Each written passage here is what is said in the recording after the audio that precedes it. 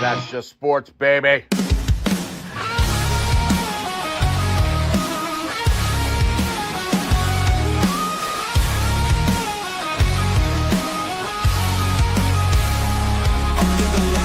Crowd goes wild, strawberry ice bringing fire and style. Reds, Bengals, Bearcats, all in my zone. This is my stage, my mic, my throne. Boom, like a hammer, I'm breaking the game. Strawberry ice, you're gonna know my name. Sports Talk Thunder, hear the podcast roar. Cincy's line is kicking down the door. Step into the ring where the passion ignites, talking sports all day and all night.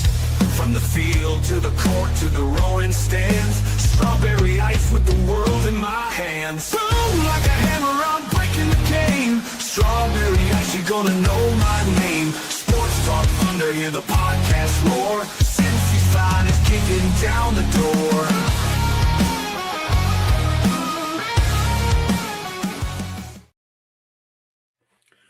Hey guys, what's going on? Welcome to the show. This is Sports with Strawberry Ice. I'm your host, the Iceman, Jeff Trunapole. And as always, bringing you sports West Side point of view right here in the awesome, snowy city of Cincinnati, Ohio. And as always, you know, I'm coming to you live from that ice game. All right, shout out to my sponsors. They are Priority Lawn and Landscaping for all your lawn and landscaping needs. You need your grass cut, you need your shrubbery trimmed, I don't know, you need a paper patio, you need anything. I mean anything. Landscaping required. Think Priority Lawn and Landscaping. Also, shout out to T Properties, quality housing for quality people. Check out the website at www.tpropertiesllc.com for all your rental property management needs and your rental needs. And of course, Meyer Window, Door, and more. I got it in my house. I highly recommend you get them in yours. They're energy efficient, great looking windows, easy to clean. Meyer Window, Door, and more. The website is MeyerCincinnati.com. And also, shout out to my favorite brewery, Moorline Lager House. Get on down there, get you some delicious Moorline beer, some delicious Moorline food. You tell them I sent you. Moorline Lager House. All right, guys, I know it is snowy and cold. I am actually cold down here in the ice cave. I got the heater on over there, but my hands are freezing. So if you see me sitting there like this talking, it's because I'm trying to keep my hands warm. But we are right around the corner from pitchers and catchers reporting. Spring training is upon us. So, with that being said, did the Cincinnati Reds do enough, in your opinion, to be not only contenders, but to actually win, I don't know, a playoff series, which would be the first time they've won it since 1995. I was 20. I am 50 now. It's been a while. I think it's time for them to get this done. Let's bring in some experts who might know a little bit more about this subject than I do. He is from the new Nasty Boys podcast. He's a comedian. He also sells some shirts at Cincy Shirts. He's the one and only Billy DeVore. What's up, man? Hey, thanks for having me, dude. I appreciate it. With snow on the ground and staring at a baseball field right now, covered in snow. It's boy, I'm itching. Covered in snow. Everything is covered in snow. I am sick of snow. I'm ready for it to go away, but unfortunately, I think we got more snow coming next week, but not as much as we have right now. Hey, man, we don't have to talk about that. We can talk about stuff that happens and starts in late March. Yes, let's talk about some baseball. But before we get into that, let's get into the guy. Now, I was there at Reds Fest, and he made his own baseball cards, and he got the one and only Lance McAllister to sign the baseball card. He's from Reds Daily. He is Mason Estep. What's up, Mace? What's going on? What an intro, man. Oh, thank you. I got the I don't know if you see it up there. I got the signed Lance McAllister card right up behind me there. I don't know if you can see it up there or not, but yeah, it's all there it is. It's right by Pete Rose, I think. Unless my cat knocked it down, it's supposed to be up there. But yeah, so you guys are at Reds Fest. Let's start there real quick. You guys are at Reds Fest and all the pomp and circumstances and everything that comes with that. The first time they had Reds Fest in 2 years, and it was awesome. There was, I think, three times as many people were there as there were 2 years ago. So either people are ready for baseball or they just missed Reds Fest. Because when it comes to the Reds, they had all the nostalgia of the 70s and and the 1990 team, which I love all those teams. But damn it, my kids have never seen a playoff victory, series victory. I'm tired of this. What's your thoughts? How's Reds Fest this offseason? What's going on? Are they going to win? Give me something here. Here's the thing with Reds Fest. I love Reds Fest because you can get almost everything imaginable at Reds Fest. You can get a signed Johnny Bench jersey. Mm-hmm. You can get Mason Williams game used authentic jersey for $60. You can get a print of the Rat Pack framed, all at Reds Fest. Yep. But I think the big thing that Cincinnati knows and that Cincinnati thrives on is Cincinnati loves a deal. And boy, howdy, getting a pair of Reds athletic shorts for $10, that's worth the price of admission. There you go. Mace, what'd you enjoy about Reds Fest? Oh, I think Mace is frozen. He's frozen in the ice cave. He's frozen in the ice cave. Oh, there he is. Oh, He's back. He's back. All right. That looked like did that come out right or no? Yeah, it looked like the Undertaker coming back from the dead there. All right, so what was your I heard what was my favorite part of Reds Fest? Yes, sir. It's the energy, man. It's the Reds fans. You know, it's Reds. It's the only live event for the Reds over the course of like a 4-month period where everyone's depressed in the wintertime. So it's awesome to see the players up close, interacting with fans and in a way that you can kind of tell they're missing it too. They a lot of times will have their girlfriend or wife there, and that's kind of cool, you know. I had my wife there. You did. Good. That's what the people were clamoring for. Yeah, but they wanted to see Mrs. Ice, not Mr. Ice. Ice Queen. Yes, exactly. She's way more popular than I am. Yeah. But yeah, no, it was just, it's cool to, do anything Reds. I talked with Michael Anderson, the head of PR with the Reds, and I asked him, I was like, why is Reds Fest so randomly big? It's the biggest in all of MLB, and we all know we don't have the biggest fan base in the MLB. And he said that when the Castellinis first bought the team, one of the first things they did was go to a couple of the other fests for the other teams. And a lot of the vendors were like, oh, we're unavailable at that time because there was a bunch of other teams having the fest going on. And so they were like, well, shoot, why don't we just do it a little bit earlier than everybody? We could get all the vendors, we could have the biggest thing. And that's what they did. And they did it early December, and it just blew up into this thing. And I think with this being the biggest Reds Fest of all time, the Bengals, season ending the way it did might have had a bit of an effect. It helped a little bit. Yeah, Cincinnati fans are, baseball's all about hope, and the Reds are, the next thing. So that's why I think it's so big. That's the thing. Reds are giving us nothing but hope this year. And the hope is Elly stays healthy all year, has MVP year. Hope is Green has a Cy Young year. Noelvi Marte finally has that breakout year we all want. But we're still in the offseason. Where the hell is that bat? Why have they not signed Gino Suarez? Please, somebody tell me that. I mean, if you're going to go out and offer Kyle Schwarber $125 million with room to grow, Eugenio Suarez should be cheaper than that, I would think. Why don't they go get him? That seems like the obvious thing, to get that bat behind Elly. I want that. Billy, what do you got? Look, here's the thing. Kyle Schwarber, the pride of Middletown, Ohio, the way they looked at it business-wise, they're like, yeah, we'll spend that money. And then they were willing to match. And reports also came out that they offered more than the Phillies. And Schwarber was like, no, enough. Just pound sand. I'm going back to Philly. Oh, wow. They put Cheese Whiz on sandwiches. So the reason that money was there compared to, say, signing someone like Eugenio Suarez is that they were looking at, jersey sales, bringing people to the ballpark.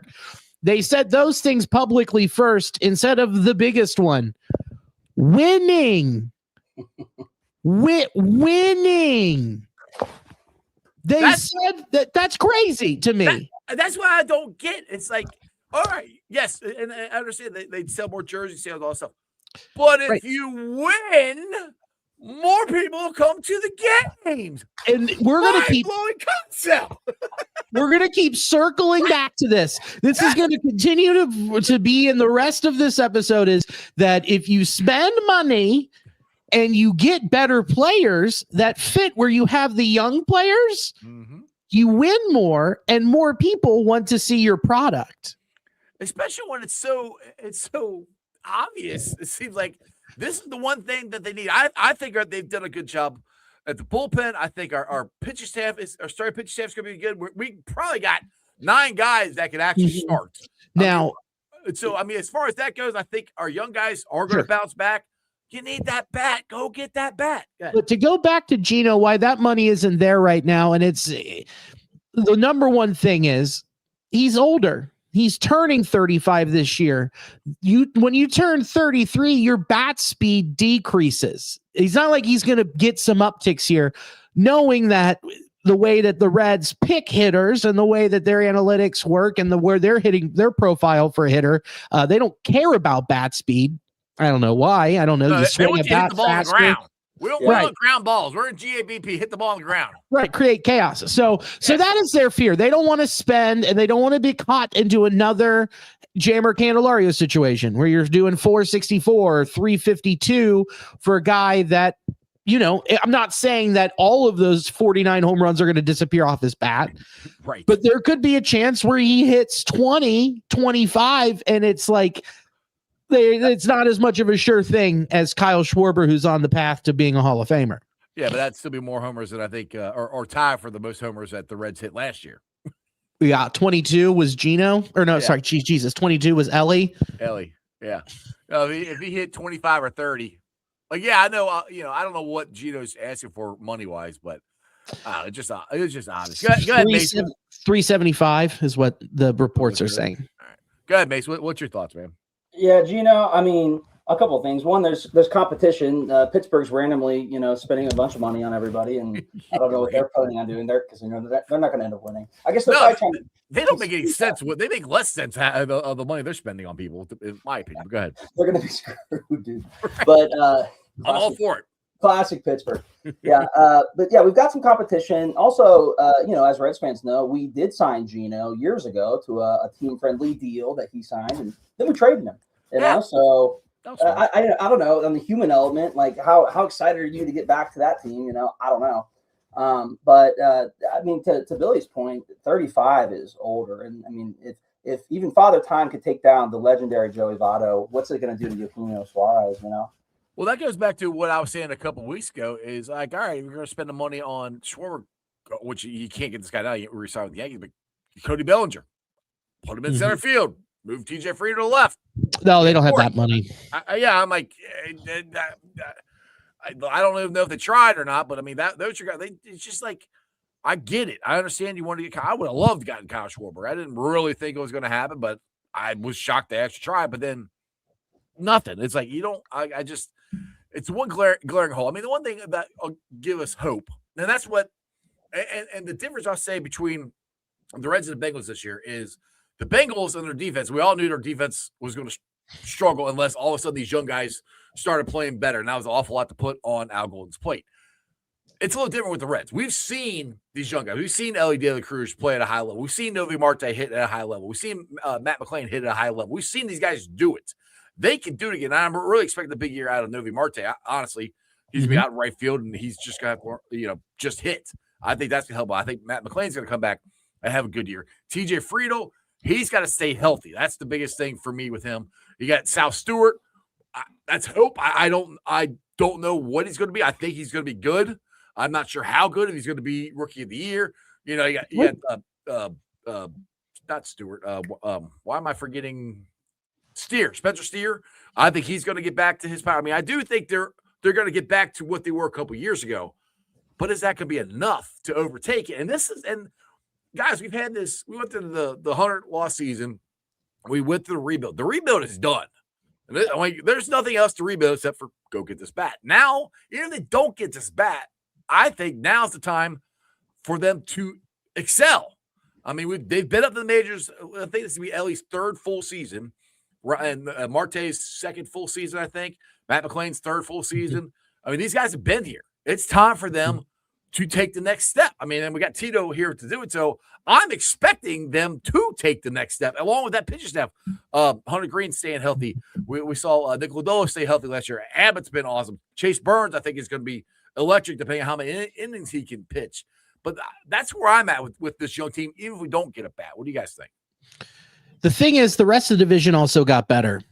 You look at, I mean, you guys knocked Pittsburgh. Pittsburgh's having the offseason that we should be having. Yes.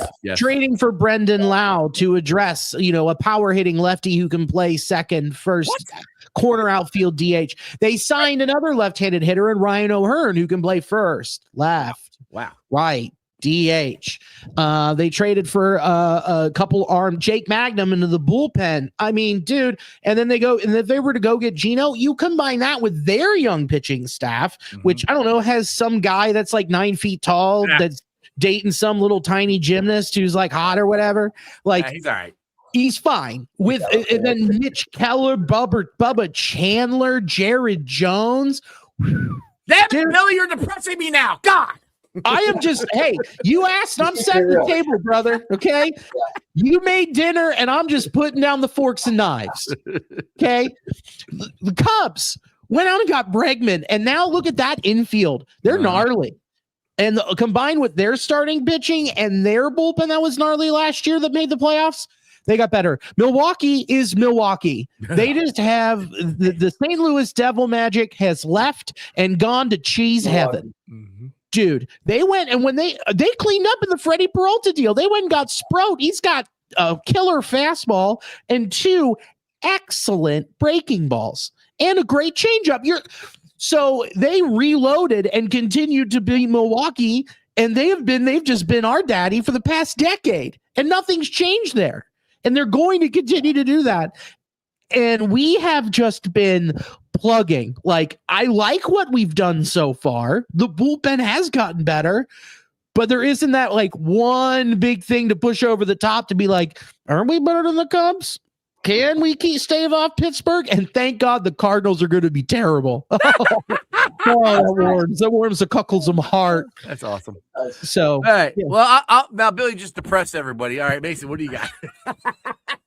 I mean, anytime you see a team like hit that next step, it of course goes to the players, and I feel like usually a couple guys have like a career year almost when you have a team that really outperforms, which is what this team's gonna have to do. Without signing a big batter or anything like that. I think Matt McClain has a big impact on the team. If he can get back to some of that, that old form he was at, just 2 years ago. Sal Stewart. He showed a lot of pop at the end of the year when he came up.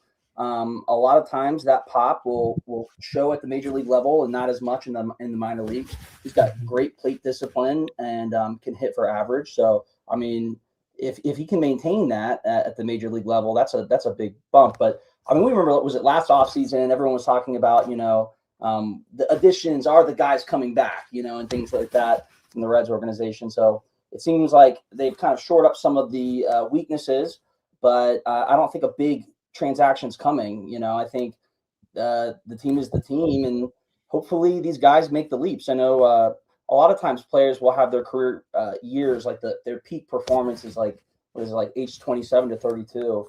And these guys are younger. I mean, Elly came up at what, 21? And how old is he now? 23, 24? 22, I think. 22, 23, somewhere in there. Anyway. 22, 23.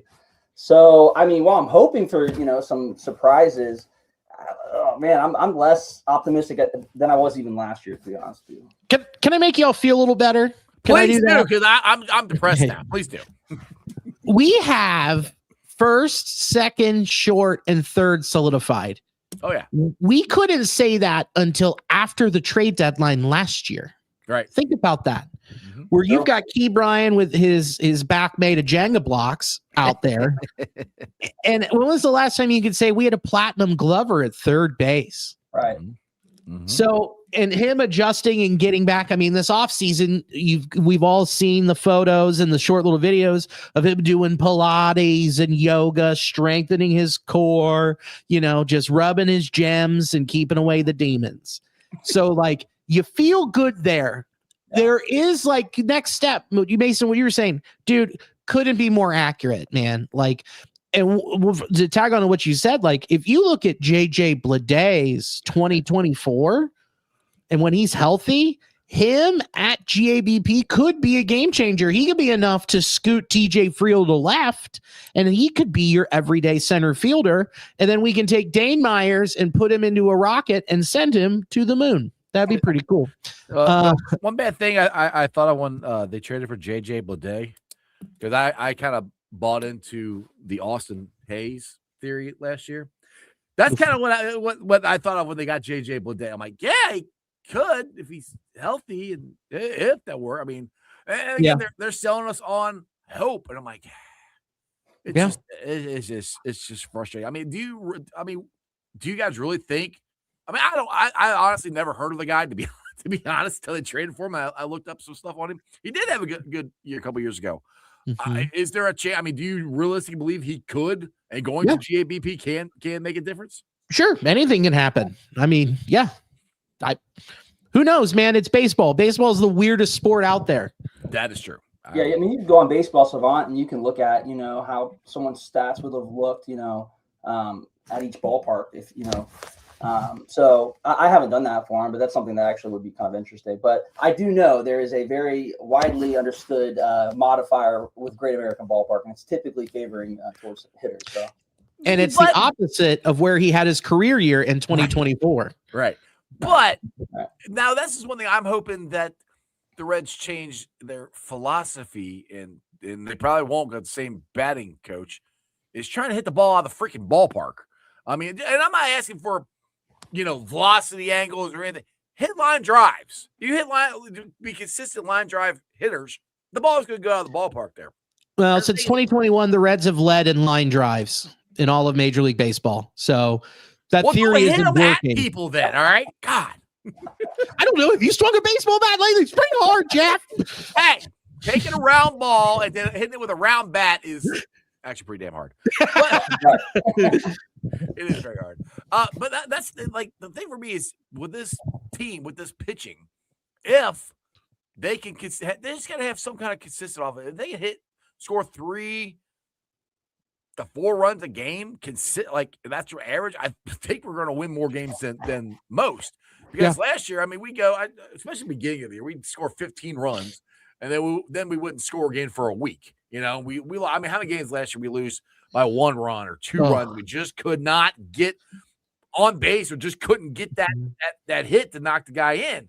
And one thing that I know Reds fans would like to see is more base stealing, running on the base pads. And Jeremy Rao, Fox 19, interviewed Tito, and Tito is more worried about outs and getting thrown out and stealing and stuff.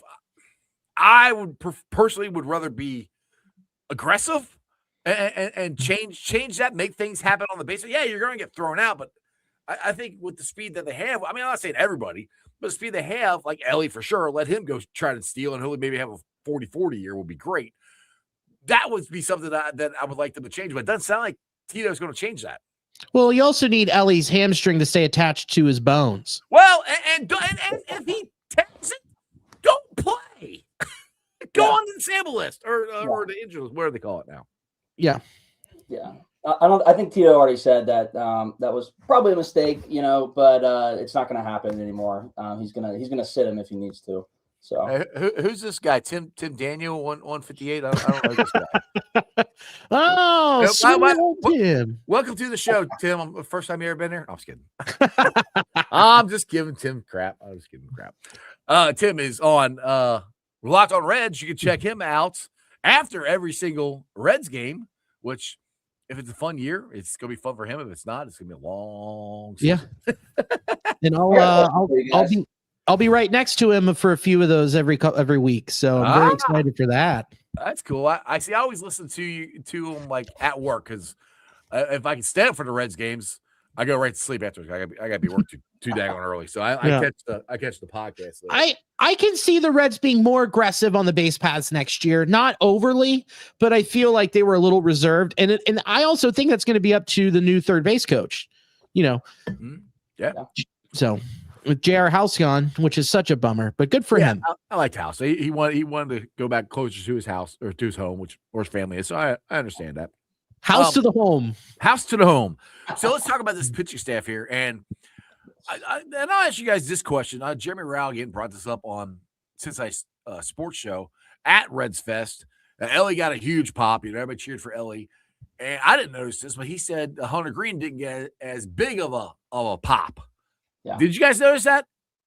Yeah, I did. I did notice that. And I've noticed that among the fan base too. I think the sentiment with Hunter Green has shifted. I mean, the guy is the most electric starting pitcher, that can walk on the mound in Major League Baseball when he walks on the mound. But you look at a guy like Elly, who had his hamstring, detached from his leg, from the bone. His hamstring off a third away. I don't need that anymore. Really impressive how he finished the season. Versus Hunter Green, and but at the same time, it's just such a balance, and it's so easy, as a fan behind the microphone, like this, to question someone whose livelihood, could be on the line, and your stats are your livelihood. If you're going out, you're not feeling great, you get shelled, it bombs your ERA and everything else. Like, it can't affect things. So it's such a balance, but at a certain point, it's like we got to go, and I think that has been brought up enough, not only just from the fan base, but even the media asking the team questions. I know they've seen it.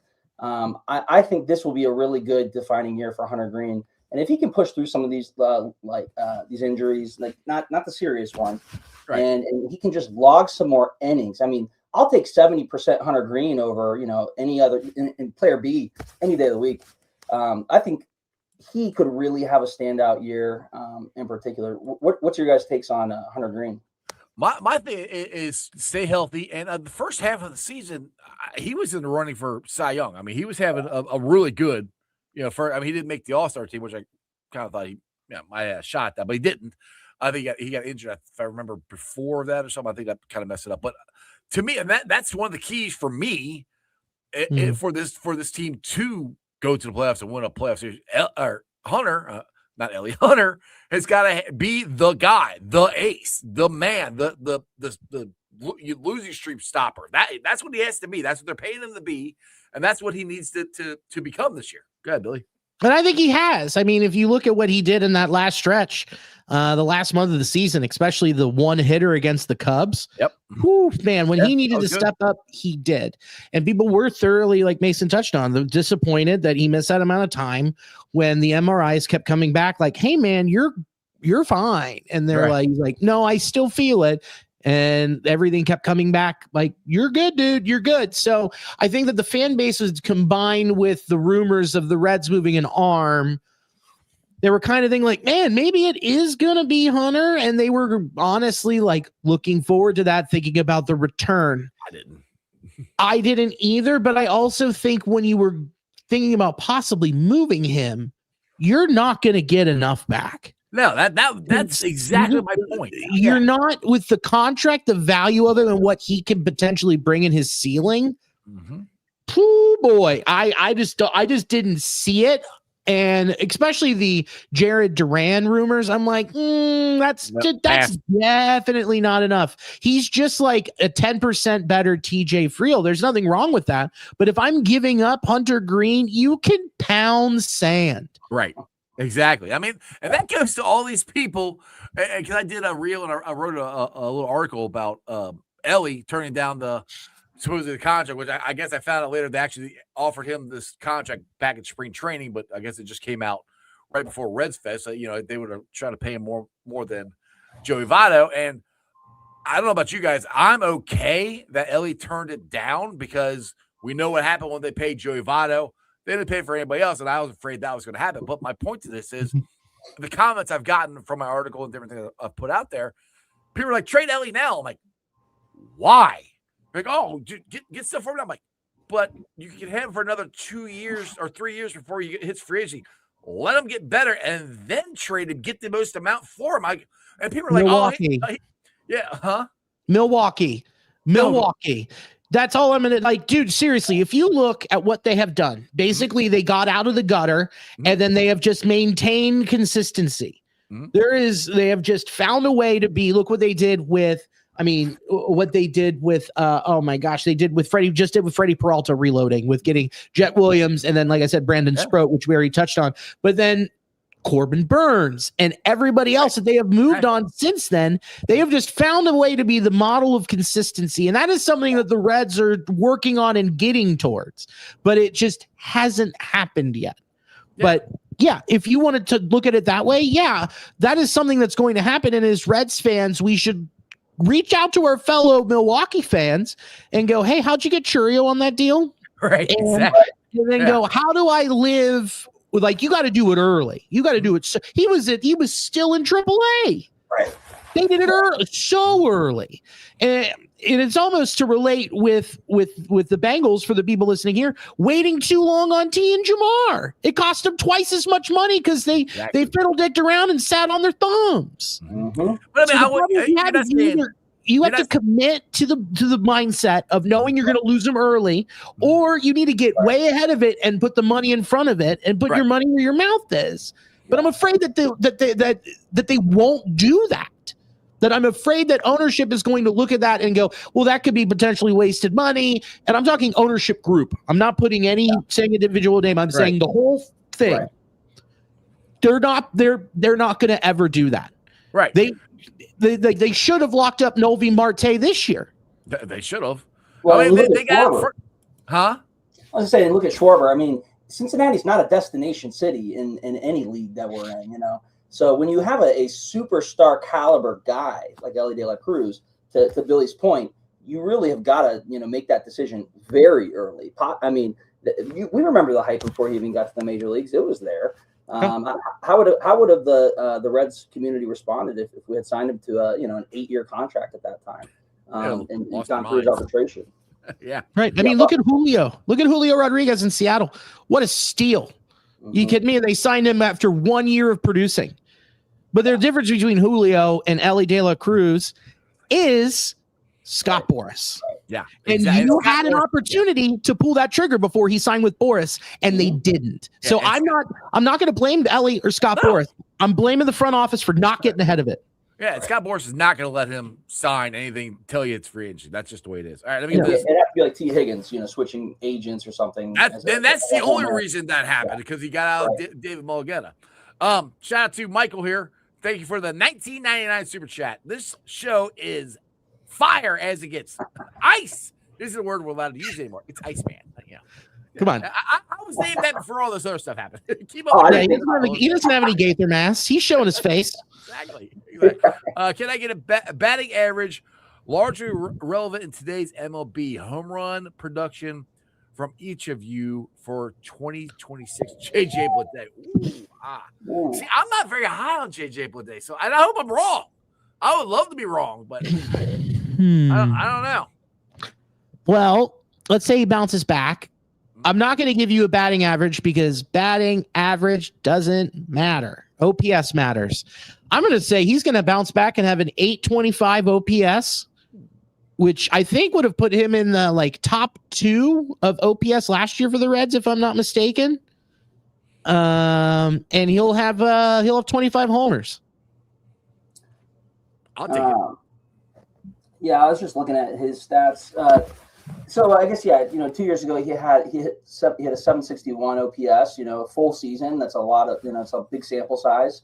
And if everything goes right, I think Billy could be dead on with it. And man, we're going to be smiling year to year if that happens. I hope Billy's right. Yeah, 100%. So yeah, I guess I'll take a little bit under. Maybe just give it conservative 20 home runs, 750, OPS. And I guess the real question is, how many games are we going to get out of him? How many games is he healthy? That's gonna be the thing right there. So yeah, I mean, we'll see. Like I said, I'm going to go. It's gonna be about what those guys are saying.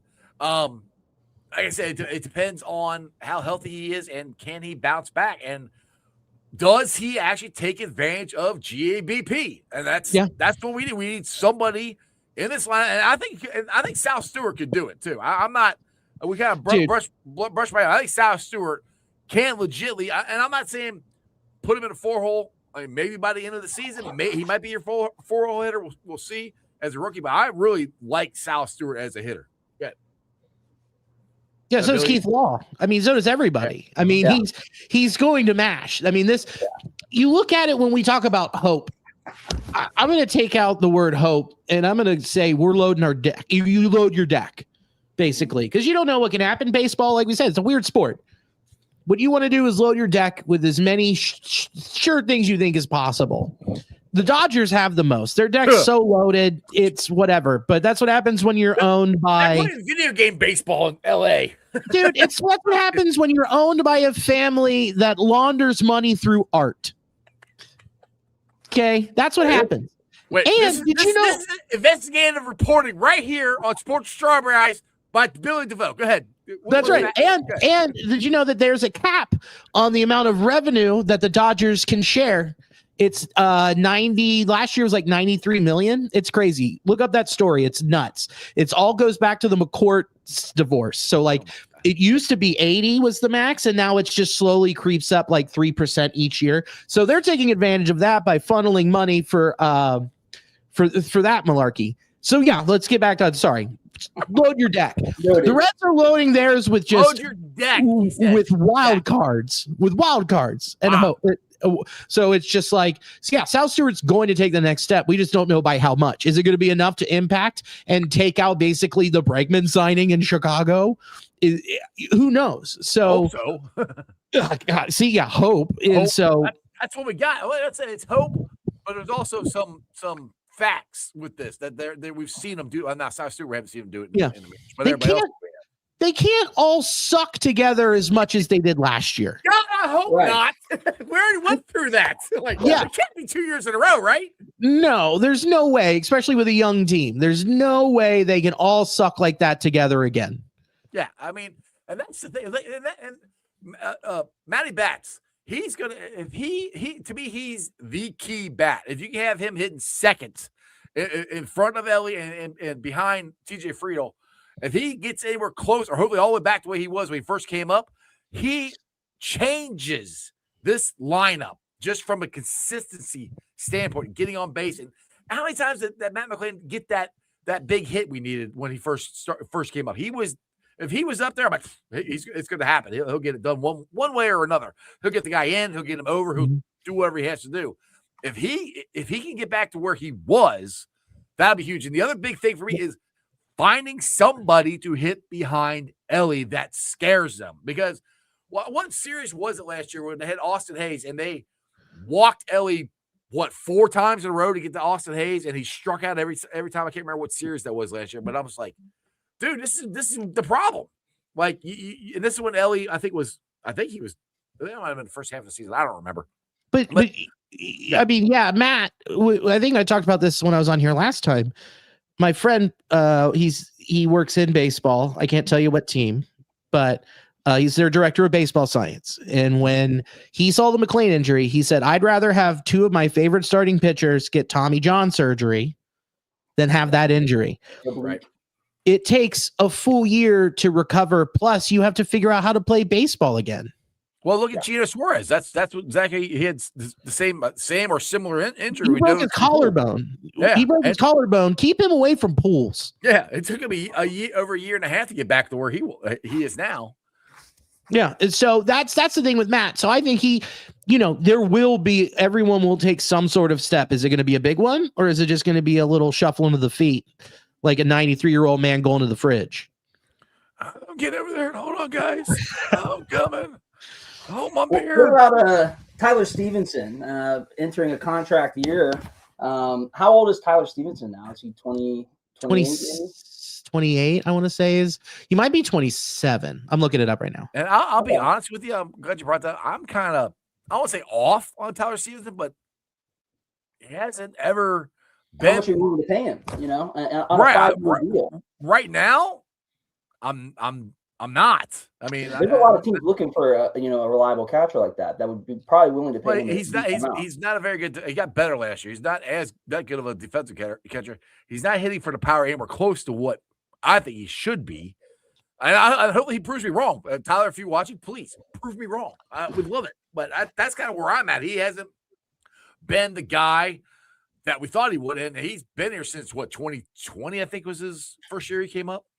He turns 30 August 16th. Ooh, Same day as he's got the same birthday as my son. There you go. So if you're the Reds and Tyler Stevens, you approach Tyler like, hey, Tyler, we just, got together with that arbitration. Let's talk, after the season. What are you looking at? Are you looking to resign? Here's kind of what we're thinking. Here's our number. And he's like, holy crap, that's extremely low. What do? Do you move Tyler Stevenson at the deadline, or is that someone that you hold on to? We've got a really good bat coming up with Alfredo Duno. He's not ready. No. The Reds talked about this at Reds Fest that they didn't even promote him from Daytona to Dayton when everybody thought they should. But the Reds were saying at Reds Fest that it's about a year of development at each level for a catcher. At least that's how they view it, because there's so much more to the game. Well, it's hard. You can't just be able to catch and call a game alone to get to major level and do that is tough. Right. Being able to hit for power or anything else is good. Right, but look what we did with Trevino. We brought him in last year, and we very quickly signed him to an extension. I mean, they must have loved him right away. And look how great he did. I like Trevino a lot. He impressed the hell out of me last year, to be honest. But what was that in mind? Was that extension with Trevino in mind, knowing that you could lose Stevenson and you've got a guy to at least fill that gap between Duno? Yeah. And that's why they brought in Rose Rosenfeld or whatever. Ben whatever, you know what I'm talking about. The guy with a lot of consonants in his name with a V in there. You sound like the Swedish chef there.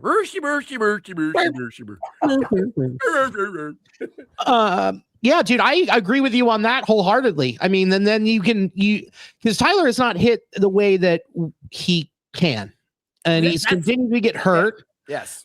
He has defensively gotten better behind the dish. It is something that he works at very hard. I was talking to J.R. House actually about this about 2 years ago. Tyler every day does 2 hours of Pilates and yoga. He keeps that body in tip-top shape. I know Iceman and I too. We each do 2 hours of yoga Pilates. That's how I have this felt body here. Yeah. I've seen you do it. Yeah. I'm very limber for my size. Shocking. Yeah, here we go. Here it comes.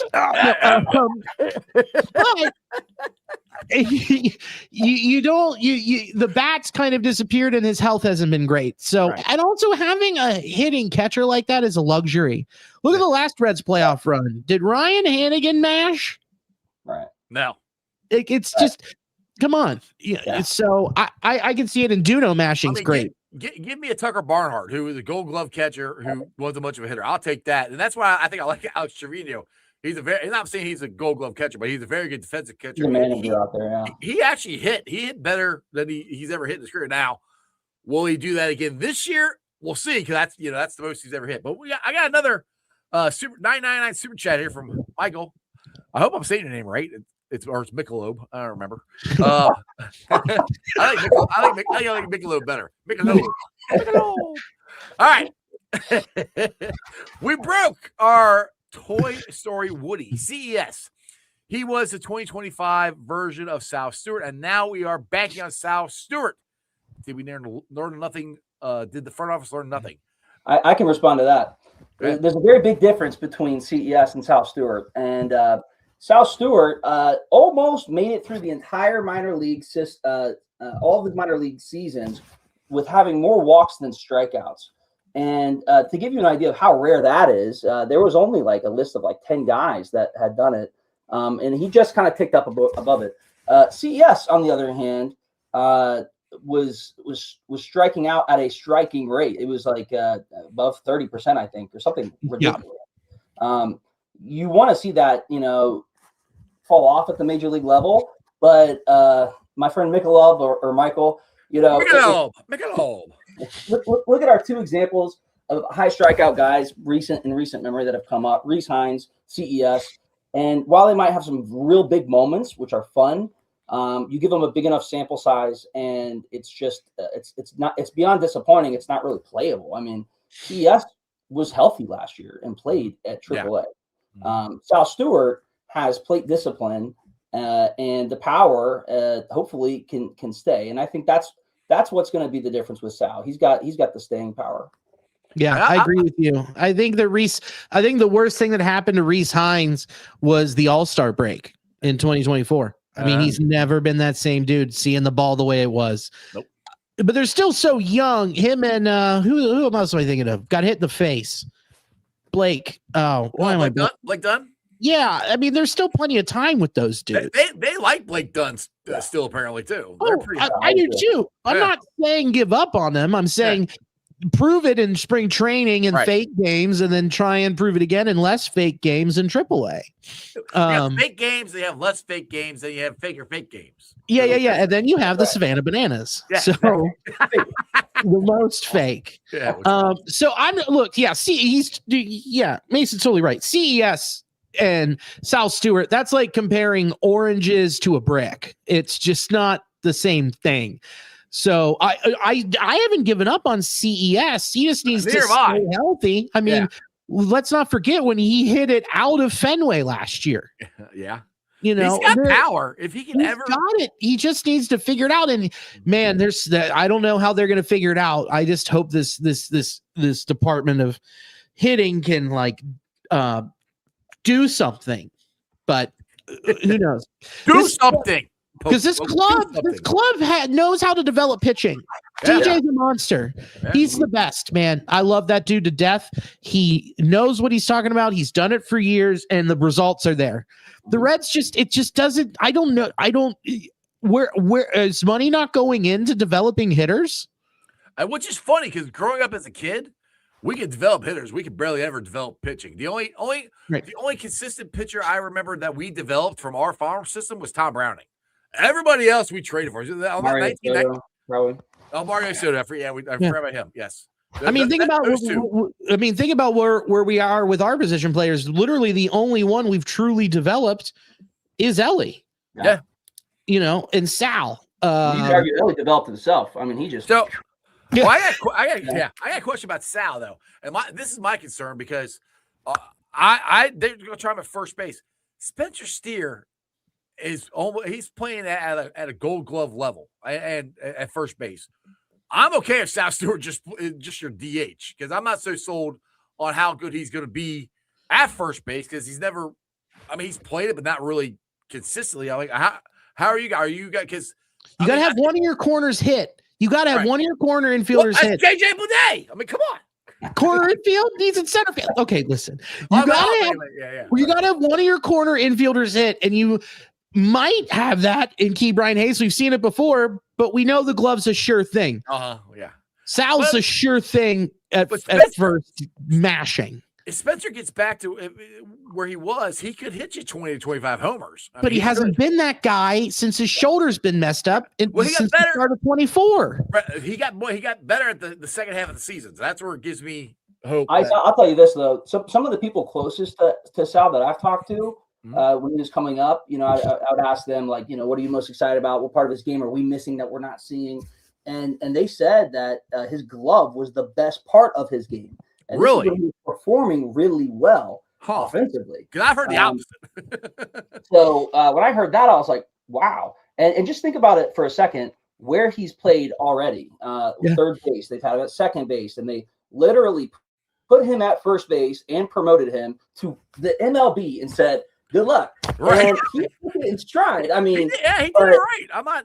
Yeah. Yeah. So, but with that being said, I think he could really surprise us. He's lost 20 some pounds. I mean, that was a month ago. Maybe he's at 30 by now. Who knows? But I think Sal is the electric energy that the Reds were just missing last year. He could be the power. But I mean, as far as the clubhouse, I mean, you guys seen this guy's interviews, post games. I mean, the playoffs, he took accountability. He is just going to grow as a personality and leader on the field, off the field. I think the Reds are lucky, and I think everyone's saying he could be Rookie of the Year. They might just be dead on. I think so too, man. I couldn't agree with you more. If it wasn't for Connor Griffin in Pittsburgh, that's going to be his biggest competition. Sure. And that's the thing. It's like if I'll go back. These three things. Elly plays at an MVP level. We got 100 green aside. I'm not saying win all this stuff, but play at that level. Sal Stewart's Rookie of the Year. are playing or contending for it. Dude, those things happen. I think we're in the playoffs, and I think we have actually got a shot at depending. As long as we don't have to play the damn Dodgers. Yeah. In the first round again. I won't be there. Yeah, they're not going to make it. No, not at all. No, not at all. Yeah, they can just go home. It's going to be the Rockies. Watch out, guys. I'm calling it now. Yeah, it's going to be a Rockies White Sox World Series. Yeah, that happens, man. That's literally baseball in a nutshell. Dude, I'll put $1 on it and I'll make $18 billion. I'll frickin' bankrupt FanDuel, dude. Yeah, they're gonna disqualify it. Yeah, they'll find a way. You do that, then we can. Then you can pay for us to have our own studio. We can do this every day. Our own studio. We're doing it on a yacht, my friend. Yes, we're not even doing the show. We're just yelling at each other for tons of $1 million bills. Yeah, it'll be like that scene in Wolf of Wall Street. I got these fun certificates. Yeah. And they'll coming to tell you it's why it's not going to work, and you're like, yeah. What were you saying? I'm sorry. Yeah, can't hear you. Yeah, what? Sorry, I can't hear you over my money counting machine. So, something else that's kind of interesting though, fellas, is that starting rotation. I mean, obviously you got Hunter Green, you got you've got Chase Burns coming up. Brady Singer was solid. Lodolo, it was there last year. He finally figured out his blister for the most part. He only had that one little. Yeah, stop popping your blisters. Just let it rock. Whatever it is, whatever he figured out. Yeah. And then did Brett you guys hear Lauer. what DJ said about Lodolo's blisters? No. So he went on the hot stove, and I asked him about it too. And dude, he's like, his hands are just the wettest hands in general. He's like, it's just, he has the moistest hands. And so what happens is he's like, he has a callus that he files and works on to be able to hold that curveball. And so when the blister developed, you noticed, remember at the beginning of the year, it was kind of it was more of a sweeping curve instead of that back foot. It's because of how he was holding it to not develop a blister. And then he's like, I'm going for strikeouts. I'm over this. I don't want to have a 1.79 ERA. I want to have Ks. So then he switched it around in his hand again and started doing it. And it was crushing. And then all of a sudden he's like, well, I got a blister. Yeah. So I'm going to try to shake his hand now. I'm be like, oh my God, this dude's damn boy. What's up, skinny big bird? Let me touch them paws. He's got ginormous hands. Yeah. But one thing we haven't touched on is that they've improved the bullpen dramatically. Yes, good. Yeah. Yeah. Pierce Johnson threw the most sliders and got the most swing and whiff. Jesus. We speak very good around here, okay? We're the best at word stuff. Yes. We take our hamstrings off. We do all kinds of stuff. Yeah. We get them hams off the bone. But Pierce Johnson's got a gnarly slider. He threw the most sliders of any reliever. Lots of swing and miss stuff with that. And you brought back Emilio, who's a guy who was leading the bullpen and is a vet, being the voice of reason down there, bringing together these young dudes that were coming up like Luis May and Big Sugar, my guy. Dude, I have a game used jersey with his number, and it's the one that he would have worn in 24 if he made the team. So he's never worn the number. That's cool. Is it a dress on you? Come on, dude. I got a lot going on under this camera. All right.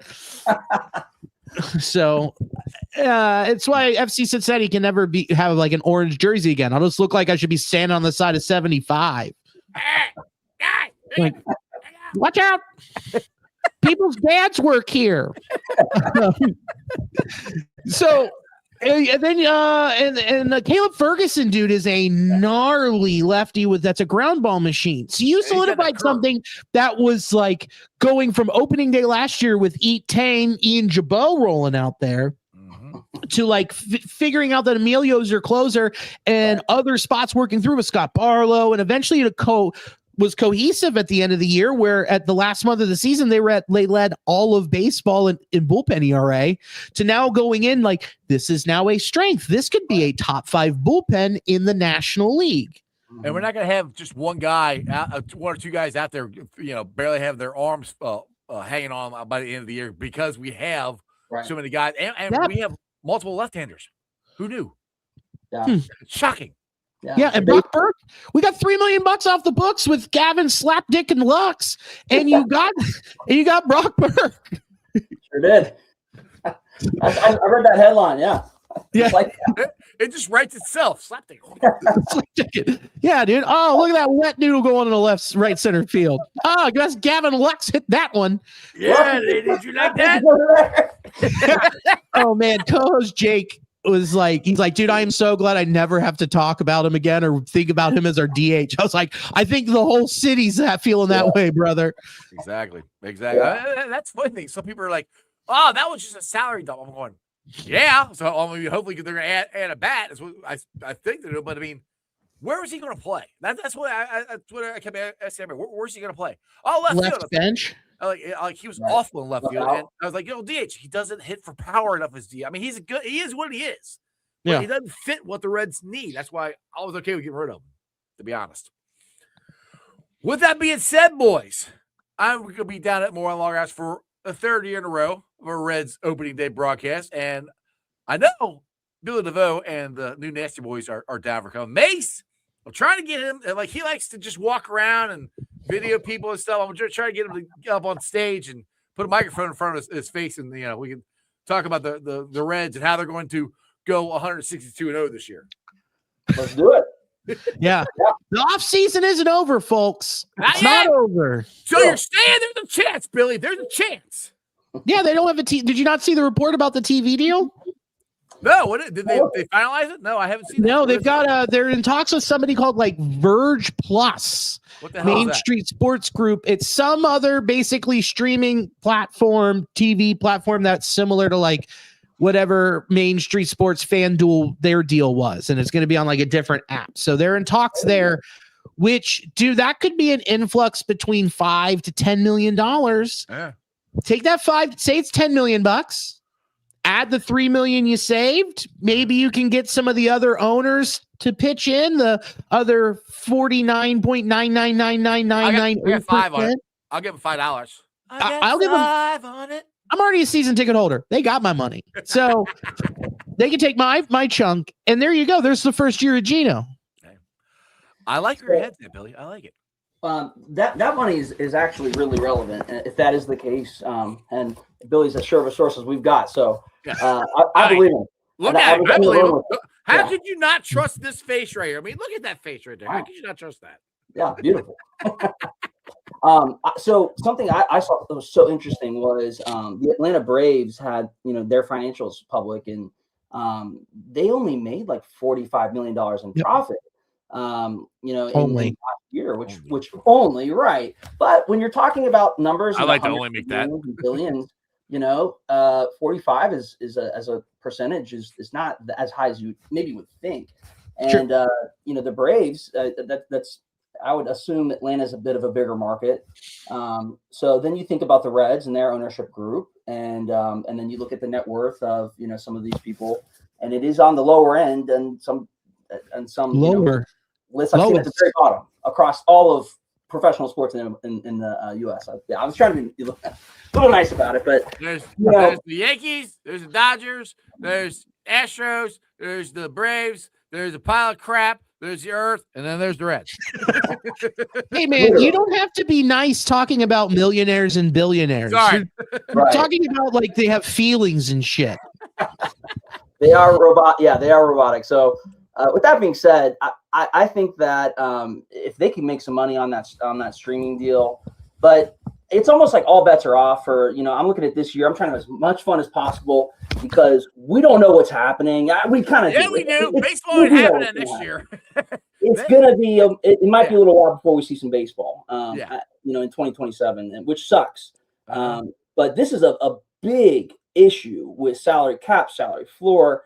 I mean, that is a very radical change, and MLB is the last holdout. But what do you guys think is going to happen with that? I think that there's a way that they can avoid this, and there's a way they can do it without having a cap or a floor. There's definitely a way they can do that, and that's within revenue sharing and having that conversation. But it's going to be a long uphill battle. I don't have a lot of hope, but there is a way they can do it. Now, when you have the Dodgers who don't give an F and just are buying everybody, that right now, if you look at the Dodgers, that is what is pushing this to go into next year and not have baseball, because you got the Dodgers don't care. Like you just said, with their laundry money. They got money. Like they have more money than anybody. They can spend on. They can get whoever they want, and they are spending it like that. The Yankees can do the same thing. They're just not doing it like they used to. The Dodgers are doing it more than anybody else. The Yankees can't because they're owned by an individual and a family, whereas the Guggenheim group is a group of the richest people on the planet who probably have been to that one island. They had ownership probably in the island. No, Guggenheim just sounds like a villainous name anyways. What do you mean? They didn't have ownership in it. The lease was deferred. Golly. But yeah, man.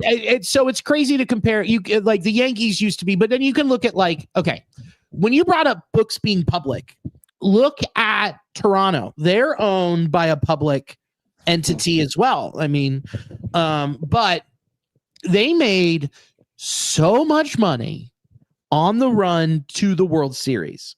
They made like an extra $75-80 million. And what do they do with that in the offseason? Right. Put it right back in. The Reds actually made money going into the wild card round. Where'd that money go?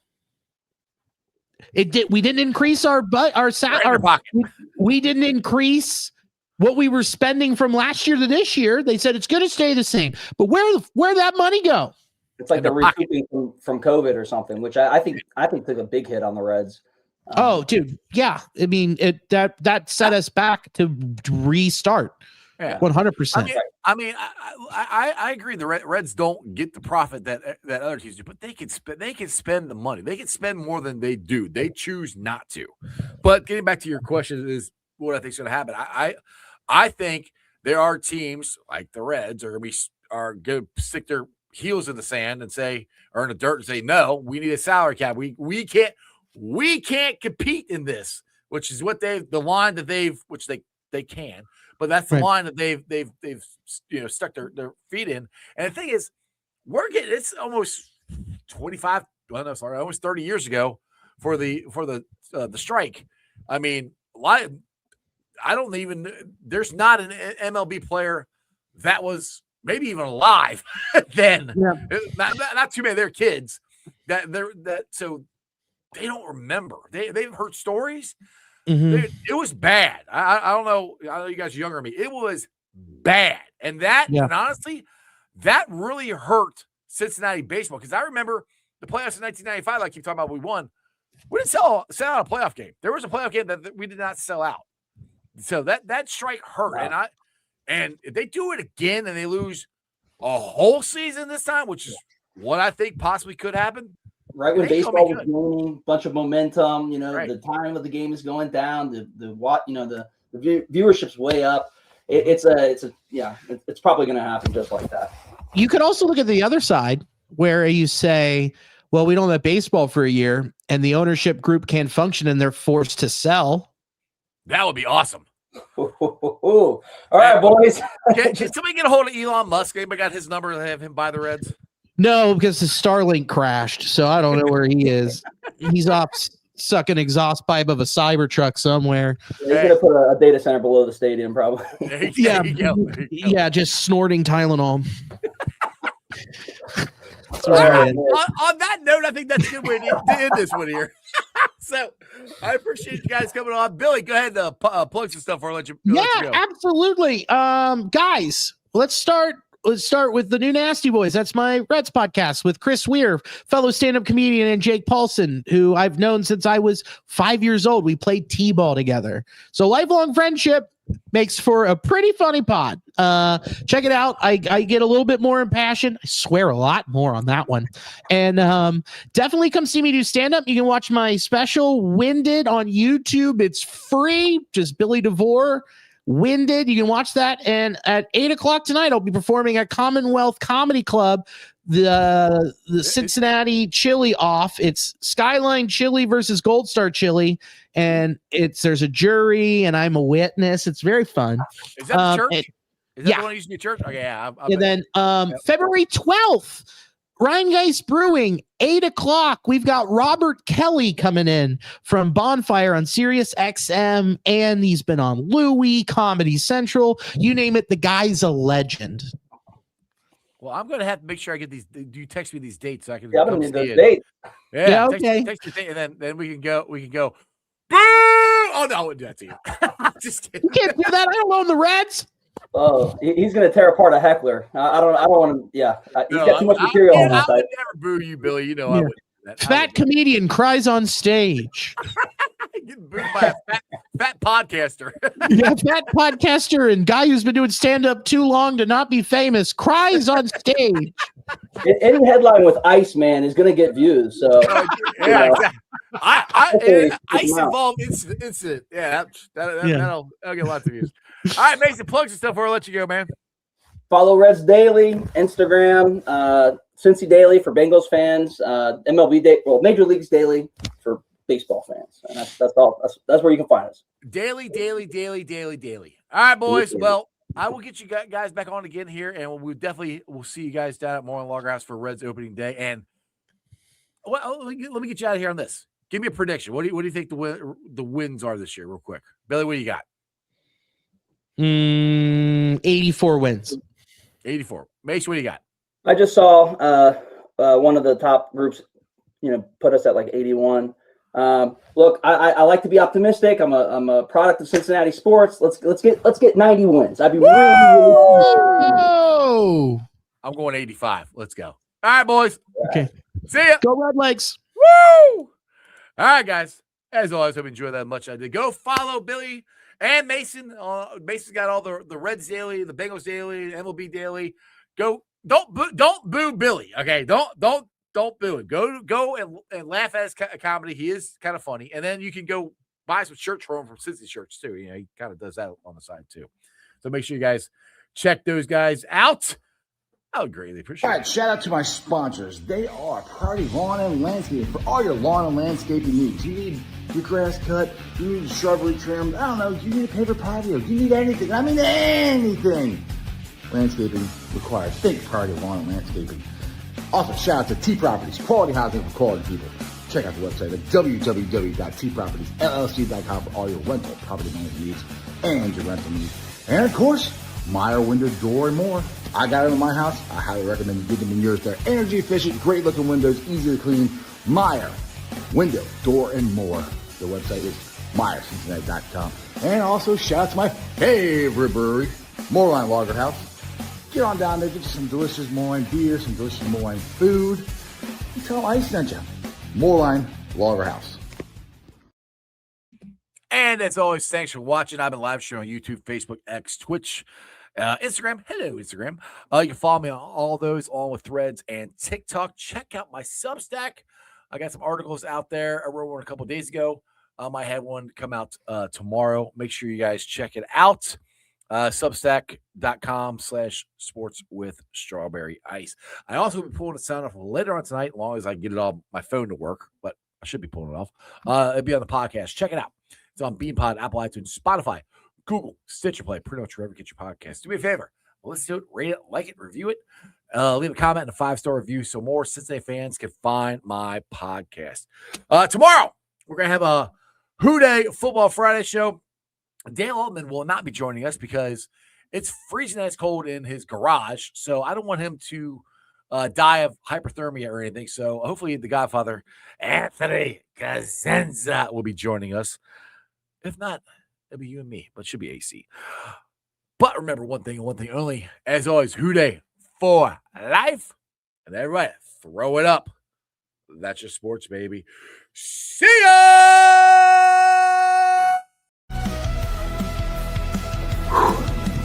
Another great show.